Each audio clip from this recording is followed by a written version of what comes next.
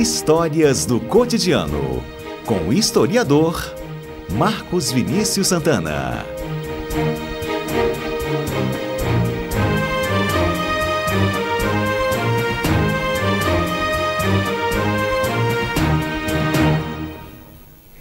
Marcos Vinícius Santana é historiador, estamos aqui com uma conversa ótima com o Marcos. Hoje ele vai falar sobre talvez o bandido mais famoso do Espírito Santo, que virou lenda, que era o Edmilson Cândido do Rosário. Eu era criança, anos 80, e eu ouvia muito falar disso. A polícia está procurando Edmilson, achou Edmilson. E o dia da morte dele foi um dia que marcou, assim, na vida de muita gente. Sabe aquele história? Lembra onde você estava quando o Ayrton Senna morreu?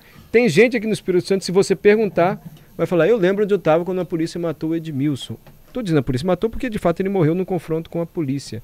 Já tem áudio, né, John? Já tem ouvintes participando? Tem vários ouvintes aqui, mandaram mensagens lembrando, Mário, dessa data, e gente que relata outro lado desse homem, né, que é um cidadão muito controverso. Vamos ouvir o que o Luiz Arnaldo mandou pra gente? Sim. Pessoal aí da CBN Cotidiano, me lembro muito bem o dia que mataram o Edmilson, foi ali pela Rua 7. Edmilson era um cara trabalhador, motorista de um ônibus da linha aqui de Santo Antônio, e ele ficou muito revoltado, porque prenderam o pai dele injustamente, bateram muito no pai dele, então ele se revoltou e virou bandido, virou uma pessoa que assaltava para distribuir lá no morro, ali no morro da Rua 7, caminhão de leite, caminhão de alimentos, ele assaltava para poder dar para a comunidade. E assim foi a vida de Edmilson. Um abraço a todos. Luiz Arnaldo. Obrigado, Luiz Arnaldo, pela participação. Johnny talvez tenha usado o adjetivo mais adequado, que é controverso. Isso. Porque era um criminoso, mas também muita gente da cidade gostava do Edmilson. Conta a história dele desde o começo, Marcos, por favor. Quem quiser participar, o WhatsApp, Patrícia? 992-994297. Pois não, Marcos. Obrigado, desculpe fazê-lo esperar, hein? Não, que isso, estamos aí. Bom, a primeira coisa que a gente precisa falar, Mário, quando a gente fala, né, de elementos ou de episódios igual Edmilson, é que não existe uma exaltação à bandidagem, à marginalidade, nada disso. O que a gente precisa entender é isso como fatos da nossa história e que são elementos que fazem parte quando a gente se analisa a sociedade da época, do que aconteceu, dos fatos, porque tem muita gente que critica quando a gente fala sobre isso, mas a pessoa consome conteúdo da máfia italiana, vê filme da máfia italiana, vê filme do Velho Oeste, né, do Scarface, enfim, são coisas que realmente são elementos, e quando é no Brasil, as pessoas se dotam dessa digamos, né, aura enfim, né, gosta de criticar, mas na verdade a gente analisa como elemento da sociedade e mostra aqui os dois lados, né, dessa pessoa, que é o caso de Edmilson, o caso do Rosário. Tiveram outros como Pedro Grosso, Nego Mengo, Jorge Comicru, que foram elementos que realmente participaram desses episódios da nossa história. Mas o Edmilson, como a gente estava dizendo, talvez... é um dos é o mais famoso, podemos afirmar assim, que é o mais famoso da história do Espírito Santo, e é o que o John disse, que ele é muito controverso, né? São várias opiniões que existem sobre Edmilson, e aí a gente vai explicar no decorrer disso. Bom, Edmilson, ele é do norte do estado, ele é lá de São Mateus, nasce na década de 50, e ele vem para cá, para o Espírito Santo, na década de 70. Para Vitória, né? Para Vitória. E aqui ele mora no que a gente conhece hoje como Complexo da Penha, mas que naquela época era Morro de São Benedito, Morro do Bar da Penha. O Morro de São Benedito, isso é legal a gente se dizer, ele, assim como outros morros da cidade, foi formado majoritariamente de pessoas que vieram do norte do Espírito Santo. O próprio nome São Benedito é justamente alusão ao forte culto ao São Benedito que existe no norte do Espírito Santo, né? Então por isso que tem lá um morro, hoje colocado como território do bem, né, o Complexo da Penha. E aí, a narrativa que existe da entrada de Edmilson no crime foi justamente isso que o nosso ouvinte colocou, mas majoritariamente ligado a ele. Ele era motorista, trabalhou em diversas viações, né, daqui do Espírito Santo, viações de ônibus, e foi motorista de táxi também. Ele chegou a se envolver num crime em São Mateus, que ele estava dirigindo o táxi, né, e ele sempre disse que o táxi foi usado para dar fuga a 2 homicidas, tinha acabado de matar uma pessoa, e ele sempre disse que o envolvimento dele não foi em relação ele não teve ligação com o assassinato, que ele fez uma corrida normal, que não sabia que as pessoas tinham acabado de cometer o crime. E aí acredito eu, Mário, que possivelmente isso tenha sido, esse antecedente criminal tenha sido um dos motivos que levaram a ele ter sofrido essa surra, porque a narrativa que existe é justamente essa, que ele era uma pessoa honesta, que ele trabalhava como motorista, e aí, em um determinado momento, ele tomou uma batida da polícia, que ele sofreu uma surra tão grande que ele se revoltou. Ele falou, não aguento mais essas batidas, que provavelmente ele tomava batida da polícia, a polícia viu o antecedente criminal dele, e aí tinha aquela coisa de rasgar documento, lembra que a polícia costumava fazer? Você rasgava o documento, e aí você tinha que tirar outro, se você fosse pego na rua sem documento, você era detido. Então ele sofria constantemente essas retaliações. Essa é a narrativa que se coloca para nós, né? E baseada até em relatos dele mesmo, e ele teria entrado no mundo do crime. E aí, uma vez no mundo do crime, surge essa imagem do bandido ambíguo, né, do controverso. Primeiro, e aí as pessoas que não conhecem a história devem estar se perguntando, por que ambíguo? Qual é a parte boa dele? Nesse território e em diversos outros territórios da cidade, existem relatos de que ele cometia assaltos, por exemplo, de caminhão de leite, de caminhão de carne, ou de coisas que fossem fazer o bem para a comunidade e levava para a comunidade e distribuía. Né? Existem relatos que vão até além disso, de que ele parava o caminhão, ele pagava pela carga e aí distribuía no morro. Existe um podcast da própria TV Gazeta chamada Vidas Bandidas, né? E um episódio é sobre Edmilson Negão. E aí num deles, uma das entrevistas, até a própria repórter fala que Edmilson, você tem fama de ser um bandido muito benevolente com suas vítimas. Então ele realmente cometia o assalto e colocava, né, como se fosse um tratamento mais humano dentro desse crime que ele estava cometendo. Só que essa entrevista que ela faz é justamente em um dos crimes que colocou ele como um grande facínora, sim, um bandido extremamente sanguinário, que foi a morte de uma jornalista e de um engenheiro, né, um casal que ele roubou o carro, levou para a serra e lá ele virou para os dois sobre assim, corre e não olha para trás. E aí nessa ele consegue matar a mulher e se eu não me engano o homem consegue sobreviver e traz isso como relato, né? E aí ele foi colocado como o grande fascínio, né, dos crimes bárbaros e etc.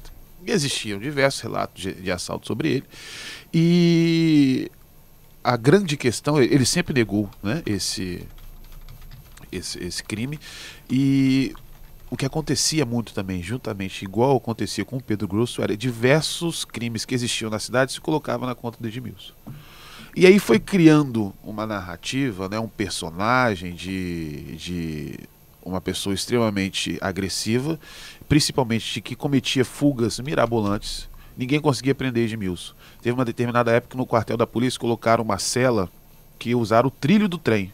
Retiraram o trilho do trem para ser a base da parede para ele não fugir. E ele conseguiu fugir. Isso vai criando um burburinho na cidade. Exato. Fugiu. E é uma época... Era a década de 80, não tinha internet. Época, não tinha internet, não tinha nada. Se você criasse um boato aqui, você poderia, igual o próprio Pedro Grosso, teve uma época que surgia boato direto em Vila Velha, que falava assim, ó, Pedro Grosso está ameaçando colocar fogo no Morro do Esso, que lá tinha as bombas de gasolina, né, aqueles tonéis grandes. Falava, Pedro Grosso está lá no Morro do Esso com uma tocha na mão e está falando que vai tacar fogo lá. Então isso criava um murmurinho na cidade que se alastrava. E Edmilson foi um desses caras. Então existiam relatos, por exemplo, que ele tinha um corpo fechado. Então a polícia ia, combatia ele, trocava tiro e não conseguia pegar. Porque de fato devem ter ocorrido alguns confrontos com a polícia. Né? Diversos confrontos. Porque ele conseguia fugir com facilidade. Nesse Vidas Bandidas tem um relato dele, ele falando que quem está preso tem que tentar fugir mesmo. E ele prometia a fuga e ele acabava conseguindo fugir. Né? E aí foi criando essa coisa do personagem, do personagem não, porque muitas coisas que aconteciam eram realmente verdade. Preciso dizer isso, né? A gente está falando de uma pessoa que realmente cometia crime, gente. E aí foi criando, né, essa relação do Edmilson, do Robin Hood, mas também do Facínora. E aí a comunidade de São Benedito começou a abraçá-lo, começou a ter, né, como realmente um líder. Até que ele se colocou em fuga em 1988, saiu da prisão, e 3 meses depois, e aí até a própria morte dele está envolta desse misticismo, porque acredito que facilitaram a fuga dele para poder matá-lo. E há quem diga que ele morreu na Rua do Vintém, que é uma rua próxima à Rua 7 de Setembro, ali no centro de Vitória. Ele foi baleado lá? Foi baleado lá, exato. Não chegou a morrer lá. Ele morre na Santa Casa, né? E aí acredita-se que ele estava indo lá para assinar um tratado de rendição.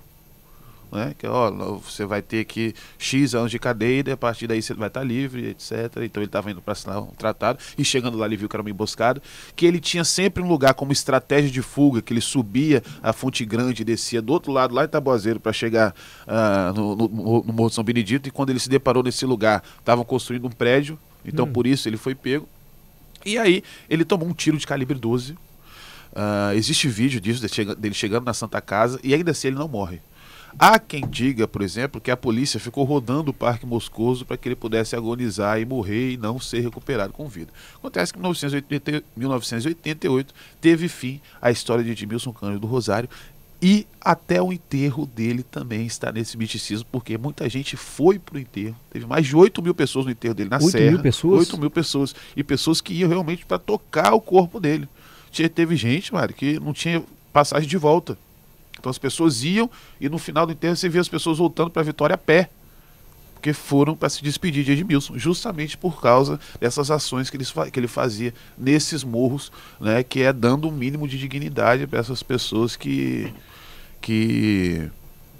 foram abandonadas pelo Estado. Então, é por isso que eu costumo dizer, foi sim um bandido, um marginal, mas que tem essa, digamos, dupla interpretação das suas ações, justamente porque ele fazia em prol dessas pessoas daquele território ali. E eu fiz um vídeo, Mário, sobre Edmilson. Tem um áudio, pode se ouvir? Pode, claro, por favor. É o Peu, ele mora no bairro Jabur. Ei, Mário, boa tarde, tudo bem? Aqui é o Peu. Então, rapaz, eu lembro muito do Edmilson, eu era menino, morava ali em São Torquato. Nesse dia que o Edmilson morreu, foi o dia que eu mais vendi jornal A Gazeta. Foi uma percussão muito grande quando mataram o Edmilson. Rapaz bom, Edmilson Cândido do Rosário. Conheci ele. Eu era menino também. O dia que nós vendemos mais jornal foi esse dia. É o dia que mais vendeu jornal. Como o Marcos disse, tem o outro lado. O Marcos não está glamorizando um criminoso. Está dizendo, ele era um criminoso. Só o outro lado, o Fernando está dizendo aqui, olha, vocês estão muito benevolentes, viu? Ele invadiu a casa de uma família, amiga da minha mãe, em busca de joias e dinheiro que ele achava que havia na casa. Ele cortou os seios da dona da casa, amiga da minha mãe, com um alicate. Estão tratando o monstro como se fosse um Robin Hood. Então não, Fernando, com todo respeito, o Marcos só está lembrando essa história. Lembrando, ele disse, é um criminoso acusado de assassinato, mas havia toda essa mística em torno do Edmilson Cândido do Rosário. Exatamente. Né? Tem mais gente, ó. Num assalto em uma farmácia no bairro Santa Lúcia, ele matou uma moça que era de Colatina. Outro ouvinte mandou aqui pra gente. Isso, eu trouxe uns aqui também, ó. Ele assaltou 2 idosas conhecidas na catedral e ainda bateu covardemente nas duas por serem bijuterias que as mesmas usavam. O outro aqui, se eu não me engano, quando ele foi baleado, quem colocou na viatura foi um policial conhecido como Diabo Loiro da antiga Lecoque. Ele ficou horas dando volta na praça do Parque Moscoso, deixando ele agonizar e chegar morto no hospital. Tem uma história que ele tinha o corpo fechado e que sua proteção tinha a ver com a água. O outro diz, Edmilson era gente boa e educado, motorista de ônibus, fazia linha Fradinhos. Quando mataram ele, deu muita gente boa no enterro dele, principalmente professores, alunos, deixaram ele fugir nessa época para matá-lo. Minha irmã trabalhava na escola em Fradinhos, saiu cedo do serviço para o enterro dele. Olha a força desse personagem. Quando eu era criança, eu peguei leite uma vez de um caminhão que ele roubou e deixou na pracinha do bairro da Penha. Então, essas mensagens chegaram na sua rede social, como isso, você falou. Quando eu fiz um vídeo sobre ele, né? Uhum. E é justamente isso, o Fernando e quem está nos ouvindo, ninguém está aqui dizendo que ele de fato era um Robin Hood, né? O que a gente está falando é que ele existiu como essa representação e que a gente precisa relatar e mostrar justamente a função do historiador, do jornalista, é justamente ser, né, imparcial e mostrar esses elementos, né? Edmilson Cândido do Rosário só foi morto pelas polícias porque andava com uma oração de fechamento de corpo com ele o tempo todo. Na hora da sua morte, na fuga, a oração caiu, junto com o patuá onde ele ficava dentro. Caiu no chão, ele voltou para buscar e foi atingido. Então tem muitas histórias, né, em torno disso. E a última é ele chutou uma mulher grávida por ela gritar. Acredite, eu fui assaltada por ele num posto de gasolina em frente à UFES. Então são né, elementos da nossa história que representam assim o que foi esse... Não é todo, só da pessoa estar comentando porque está presente na memória do povo capixaba. Né? Está presente na memória. Eu tenho uma curiosidade, Marcos. Tem relatos da família dele? Se ele teve filhos, de relacionamento, assim, de como é que foi a vida dele? Existem descendentes, sim. Nesses comentários que eu recebi, peço perdão que eu não vou lembrar se foi neto ou filho, mas que uma pessoa ouviu o testemunho dessa pessoa na igreja, né, numa igreja evangélica, como pastor, já relatou, né, que que era descendente do Edmilson Negão. E provavelmente são pessoas dali, né, da comunidade do Morro de São Benedito mesmo. Marcos, muito obrigado. Há relatos de crimes cruéis, bárbaros cometidos pelo Edmilson, mas há esse outro lado também. Ficou uma mística em torno desse homem, desse criminoso aqui no Espírito Santo, Edmilson Cândido do Rosário. A gente está lendo os relatos, está ouvindo a história do Marcos e todas as opiniões aí em torno desse personagem da nossa história. E tem um historiador que vai em busca, conta aqui pra gente, ouve relatos. Obrigado, viu, Marcos? Eu que agradeço. Quem quiser saber mais, Vidas Bandidas é uma ótima referência para entender todo esse lado místico e também social do que a gente entende, né, como os bandidos que fizeram parte dessa narrativa da história do Espírito Santo. Marcos Vinícius Santana, toda segunda-feira com a gente na Rádio CBN. Obrigado, Marcos.